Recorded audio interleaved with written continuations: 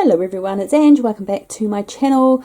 I have decided to do a little bit of a birthday share in this video. I had a birthday a few days ago and I got some birthday money and thought that I would share with you what I picked up and talk a little bit about a couple of the items. So let's just crack right on into it. I went to Lush. I needed a few staples, one of them being this product, which is called Ultra Bland, which is what I use in the evening as part of my evening skincare routine. Removes makeup and leaves my skin lovely. I have been using this product for around 18 months now and absolutely love it. It sort of works on the same basis as a cold cream. You massage it into your face and then wipe it off with a nice warm flannel, and it's brilliant at removing makeup. I cannot use soap-based cleansers on my skin. I've got dry skin and it leans a little bit towards sensitivity as well, and if I use soap-based cleansers, my skin literally feels like it's just going to crack into a million pieces. It's awful, and it stings, and it's tight and dry and horrible. So I switched over to this. I was sort of making a different sort of variation of my own, and I got sort of a bit fed up with that and decided to try this one on recommendation from someone and really enjoy it. So it's just a cream coloured cleanser. I believe it has honey and I actually really need glasses, so be interesting trying to read this. Almond oil, rose water, beeswax, honey, fresh iris extract, glycerine, rose absolute, texture of benzoin. So yeah, I like it. Well, I love it actually. I only got a small pot this time. The bigger pot, the 90-gram pot, I reckon they've put the price up. Lush is getting kind of pricey. Well, everything's getting pricey, let's be real. But I was like, I think I'll just... It was about $40, I think. I thought I'll just get a small one this time around because I want to get a couple of other things. So, yeah. And the really awesome thing about Lush is that if you take back 5 full-sized containers, you can get a free face mask. Now, I don't really use face masks, so I opt for the other option, which is $1 off each pot full-size pot you take back. You get $1 off. So I had 5 empties to take back. I got $5 off my purchase, which is really awesome. And they send it all back, and they recycle it all, and then they sort of make it all into new pots. So this isn't virgin plastic. It's been, made from all their sort of recycling that they do. It's an awesome. I think it's awesome.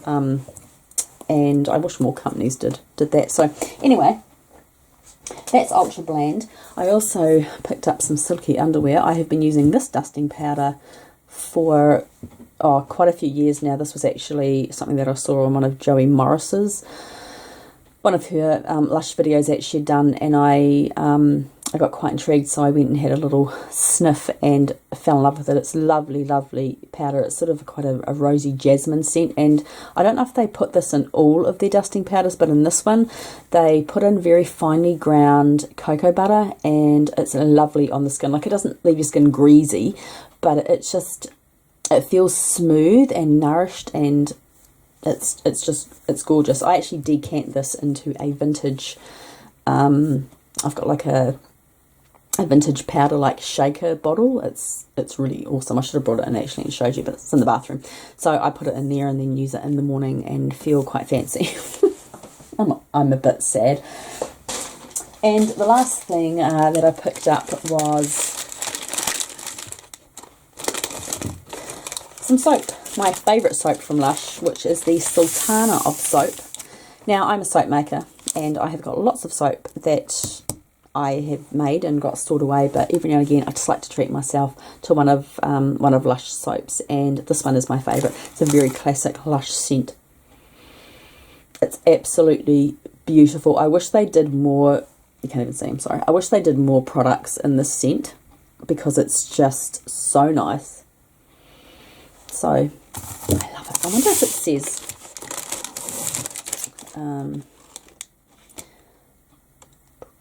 what it has. It's got bergamot oil,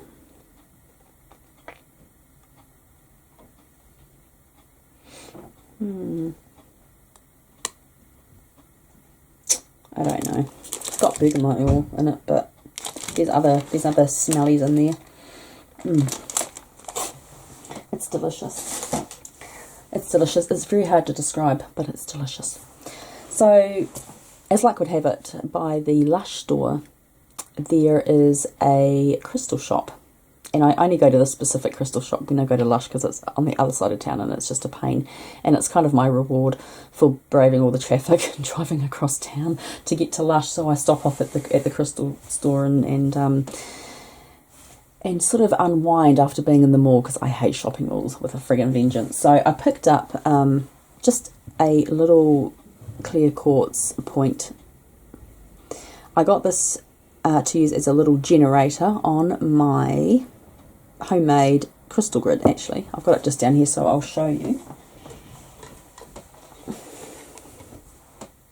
I will have to zoom out. I have a new camera, so I'm testing it out, and I did manage to do it. Normally in my practice runs I've been mixing up the zooming direction. So this is just a board that I grabbed from the warehouse. I printed off a design that I liked online. This is the Flower of Life design, is it? I think that's what it's called. Printed it off onto some craft paper, and I wanted something really neutral, but you can use any craft paper, you know, that you like. I would recommend that you use something that's got sort of a more, not a very busy background, but I wanted mine to be sort of earthy toned, so I chose this paper, printed it off, free picture on Google as well, I didn't rip anyone off, cut it out, glued it on, waited for that to dry, and then I put several coats of a clear varnish over it to keep it looking nice and to, you know, wipe off, and I think it all up, I can't remember what I paid for this, it was maybe $20, and I already had everything else at home, so it was a cheap little alternative for me. And I wanted something small that I could move around the house for crystal grids. So because it's small, I needed a little small generator for it, and this fits the bill perfectly. It's a nice clear piece. I didn't have anything in my collection, and I didn't want the picture to go all the way to the edge. You can make it bigger, obviously, but I wanted to be able to put crystals around the edge as well. So I'm really happy with how it turned out, and very happy with that little bit of quartz. And of course, you can decorate the top if you so wish with charms and things. I haven't bothered with mine, but yeah. But it's a great little tip if you are limited on space. My house is very, very small, so I have to be a little bit ingenious with how I fit my practice into my home, because if I'm not careful, it'd get very cluttered and there'd just be stuff everywhere. I also picked up an oracle deck from that shop, but I'll show you that last and go through it just a little bit, not too much. But I found this stone and I was so happy that I found this stone. So happy. Where's it going to go? Loving this camera. Loving this camera. This is a old-fashioned camcorder. Well, it's not old, it's new, obviously, because I've only just brought it. Go into a tech shop and say to the shop assistants that you want a camcorder for doing videos, and they look at you like you're about 300 years old. I felt so ancient and decrepit in there, and they were like, oh, people don't use camcorders anymore. They just record off their phone, or like, you know, with a digital camera. And I was like, well, I want a camcorder. Do you not have them? I don't even think I called it a camcorder. I think I actually called it like a video recorder or a handy cam, oh God. And the girl looked at me like I was just like ancient, and I instantly put my back up. Anyway, I brought it, and I don't care. I like an old-fashioned handy cam. So I got this stone. Now I got the stones. This is specifically for Morrigan's altar. It's really hard to find anything with a hawk on it. Now this is an engraving of a hawk on this stone. Hawk is a bird that I associate with Morrigan and have always associated with Morrigan, and is how Morrigan first appeared to me, and still does appear to me, is in the form of a hawk. And this particular engraving is based on the New Zealand hawk, which is called a harrier hawk or a swamp hawk, and that is specifically the hawk that I associate with Morrigan. I saw this and I was blown away, and I was like, oh my god, because you never see anything with hawks on ever. Like, it's really, really difficult. So I said to the woman, what stone is it? They had this on a few different stones. They had it on a piece of clear quartz. They had it on like a I believe it was like a type of jade. They had it on a piece of carnelian, and it was all in gold, and I didn't really connect with it. And anyway, the woman thinks that this is a low-grade Tiffany stone. I didn't necessarily buy it for the stone. I brought it for the design on it, but she's 99.9% positive that it is a low-grade Tiffany stone. She doesn't do the engraving. Someone else does that.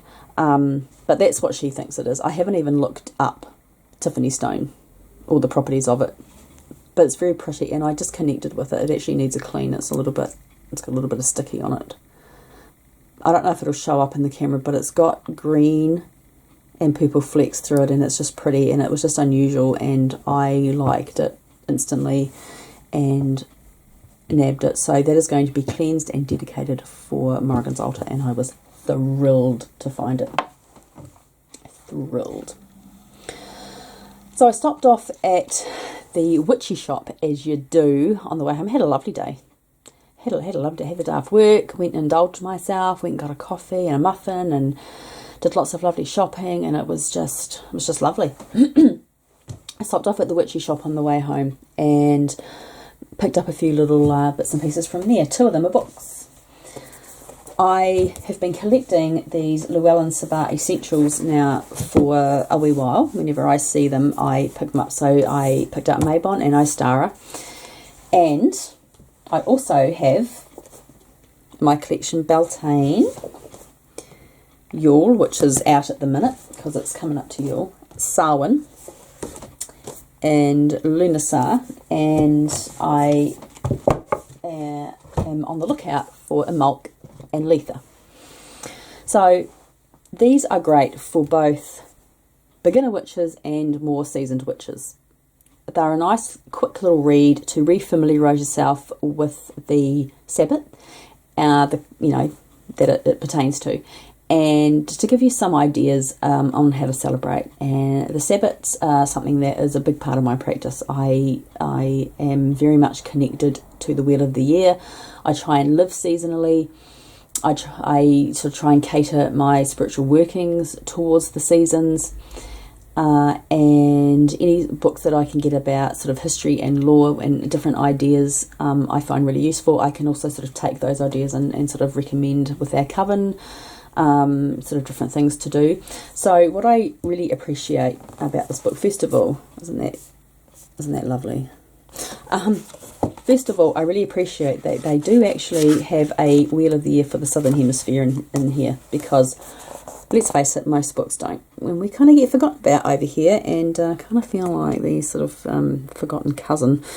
So I do appreciate that they include the Southern Wheel of the Year, and they also talk a little bit about the difference as well. Because, believe it or not, there are some people that actually think that the Southern Hemisphere have exactly the same seasons as the Northern Hemisphere, which kind of always amazes me that people don't know the difference. But so they have a section on the old ways, so the old law and the old history and how things were celebrated. They also have a section on new ways as well, and modern ways to celebrate and modern interpretations.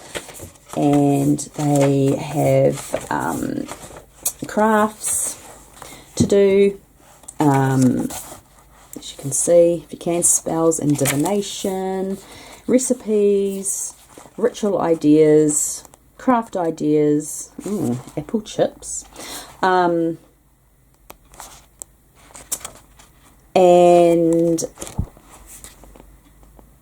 correspondences, and I think that there's a lot of information packed into these little books, and I really enjoy them. So I think they are they're very worthwhile addition to my Witchy library. So Mabon and Ostara, and obviously it has all the same, you know, sort of layout in both books. So I picked up those, and we'll be very happy when I have the entire selection. Doesn't that just look lovely? Look at that. That's an Instagram photo right there. Not really. I'm not very good at doing Instagram stuff. So that's that, and I picked up some couple of boxes of incense. I mean, it's pretty boring. I believe this is a sandalwood. Excuse me. I believe this is a sandalwood incense. I try and use cone incense. Rewind. I use cone incense specifically on my seasonal altar, which I'm actually in the process of redoing. I am going to do a bit of a show and tell on that because I'm thrilled with how it's turned out. I've repainted it, I've redecorated it. It's looking awesome. So I've got a little cone burner on there, and I burn, obviously, cone incense on there. I burn it as an offering every day. And I try and use an incense that is sort of corresponds to the season, but it's proving very difficult lately. I was looking for a pine incense. I couldn't find that. I was looking for maybe like juniper or like a cranberry type of incense. Couldn't find that. Clove. Can't buy my favourite clove incense anywhere either, which is really disappointing. So we've got this. This is lovely, and this sells out. I don't know why. Well, it's lovely incense. It is really nice, but this sells out super fast. Whenever they get this in, it's gone within a week. She said it's really popular. It's lovely. It's so lovely. I believe it's sandalwood. I also ordered a couple of things online, which won't be in for a while yet. One of them I am going to do an entire video on because I'm already in love with it, and I don't even have it in my grubby little hand yet.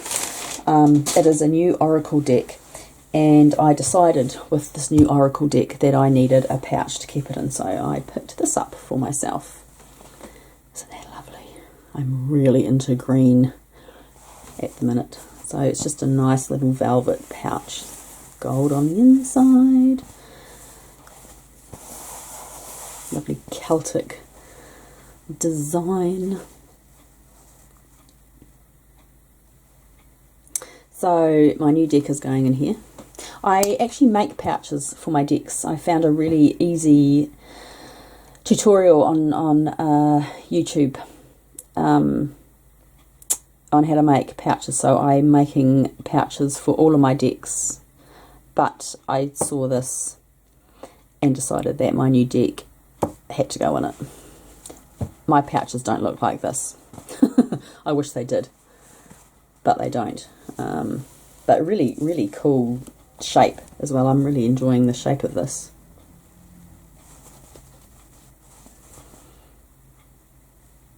Nice Triskel on there. So that's that, and last but not least, I picked up a new deck. I wasn't going to buy a deck this day, but I saw it in the crystal shop, and I thought, you know what, I'm going to buy it on a whim, and I'm glad I did because it's beautiful. So it's part of the Seasons of the Witch collection, and this is the Yule Oracle, perfect for working with at this time of the year. I know that there are loads of show and tells already here on YouTube, so I'm not going to give you anything more than just sort of a cursory look. Nice little guidebook. This is the size guidebook that I personally really like. I don't like great big books, and I don't like tiny little leaflets. This is perfect size, and the cards in here are in colour as well, which I really appreciate. One thing that I found brilliant that I read in here, I sort of got in the car and ripped it open and had a quick flick through, was I believe in the other decks that have come out, I know that there is the Sarwin one and Beltane, and I don't have either of those. But I believe in those decks there are no people of colour in those decks, and in this deck they have included people of colour, and there's a section in this little guidebook where they talk about it, and they actually do apologise for not including people of colour. I actually think both of them are people of colour themselves, both the creators, and I think that is brilliant, because so many decks are not very diverse, and I love the diversity in this deck. I really appreciate that, so I'm glad that they've done that, and that they are going to continue doing that with the future decks. So the back of the cards look like this, very Yule coloured. I love that they are gilded, this lovely green metallic. It's very pretty, very festive. And I have a few favourite cards. This is a lovely one.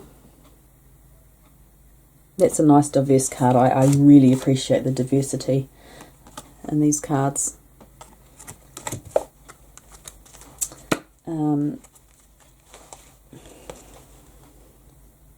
Let's put that down and zoom in a little bit. Wrong way, Angela, wrong way. So all the cards have also got a piece of poetry at the bottom, which is really, really lovely as well. Where are we? This is a cool one.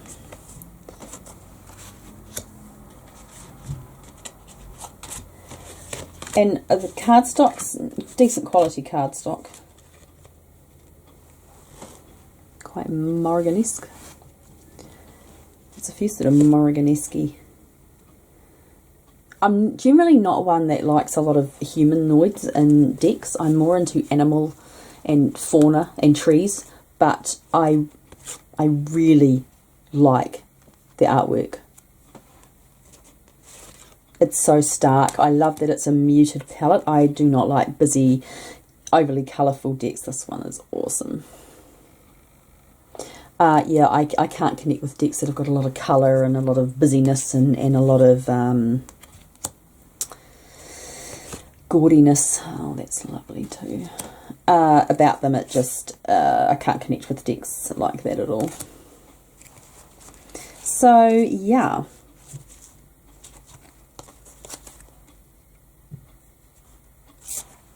Another lovely one. Almost sort of Asian-esque.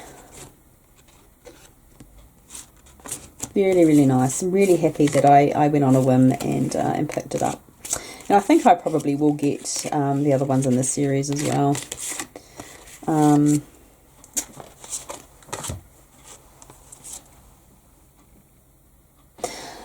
So I haven't obviously worked with it yet. I haven't cleansed it or anything. So that's going to be maybe a job for tomorrow, maybe. That might be Sunday's job. I don't know about you guys, but Saturday, today is Saturday. Saturday is my favourite day of the week. It's the one day of the week where you don't have work the next day, and you don't like have to think about it. So, I mean, Friday, of course, you don't have work the next day, but it's sort of like you've worked the day before. Do you know what I mean? And you know, I don't know, like, I don't even know if I'm making any sense, but I'm not making any sense. That sounded better in my head. But, you know, like Saturday, it's just that night of the week where you can sort of think, the next day I have nothing to do. Like, it's Sunday, I'm not working, I have nothing to do, and it's a night of like total relaxation. Sunday nights, I start thinking about work the next day. I try not to, but I do. And Friday night, I'm knackered from work that day. That's actually the point that I was trying to make. I'm not very articulate, sorry. But Saturday's just it's my favourite day of the week, and it's my favourite night of the week, and I always try and indulge myself with something on a Saturday night. I try. I don't always succeed. Sometimes I fall asleep in front of the TV with the cat on my knee and my mouth wide open, but hey, you know, it is what it is. Anyway, I'm going to go, and it's nearly dark. I've got to go and get dinner ready, and yeah, I'm going to have a play with my new goodies, and I will catch you guys in the next one. Take care, bye!